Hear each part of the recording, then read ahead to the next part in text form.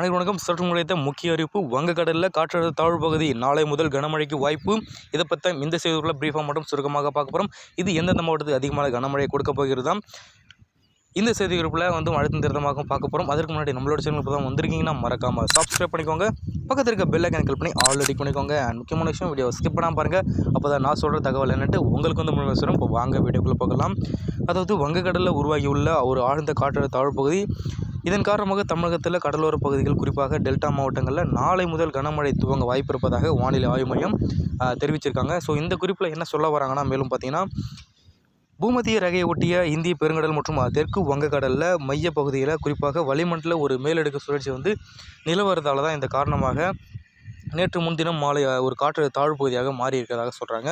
So நேற்று காலை பொருத்தப்பட்ட அந்த நிலவரப்படி பார்த்திங்கன்னா, ஒரு ஆழ்ந்த காற்றழுத்த தாழ்வு பகுதியாக வலுவடைந்து அதே பகுதியில் பார்த்திங்கன்னா நிலவியதாகவும், இது பார்த்திங்கன்னா அடுத்த 24 மணி நேரத்தில் ஒரு காற்றழுத்த மண்டலமாக வலுப்பெறும் என்றும் கணிக்கப்பட்டிருக்காக சொல்கிறாங்க. ஸோ இதன் காரணமாக பார்த்திங்கன்னா மயிலாடுதுறை, நாகப்பட்டினம், தஞ்சாவூர், திருவாரூர், குறிப்பாக பார்த்தீங்கன்னா புதுக்கோட்டை மாவட்டங்களில் ஒரு சில இடத்துலையும், குறிப்பாக காரைக்கால் பகுதியில் நாளை மறுநாள் ஒரு கனமழை முதல் மிக கனமழை வந்து வாய்ப்பு இருப்பதாக சொல்கிறாங்க.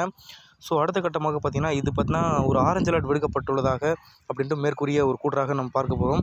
ஸோ ராமநாதபுரம், சிவகங்கை, திருச்சி, அரியலூர், கடலூர், விழுப்புரம், செங்கல்பட்டு மாவட்டங்களில் ஒரு சில இடத்துல, குறிப்பாக புதுச்சேரியிலும் நாளை மறுநாள் கனமழை பெய்ய வாய்ப்பு இருப்பதாக சொல்கிறாங்க. ஸோ இது போன்ற இன்ஃபர்மேஷன் பற்றிய கூடுதல்களை உடனுக்குடன் துல்லியமாக தெரிஞ்சுக்கணும் அப்படின்னு நினச்சிங்கன்னா கீழே ரெட் கலர் பட்டனை கிளிக் பண்ணி சப்ஸ்கிரைப் பண்ணிக்கோங்க. பக்கத்தில் இருக்க பெல் ஐக்கனை கிளிக் பண்ணி ஆல்ரெடி பண்ணிக்கோங்க. நன்றி, வணக்கம்.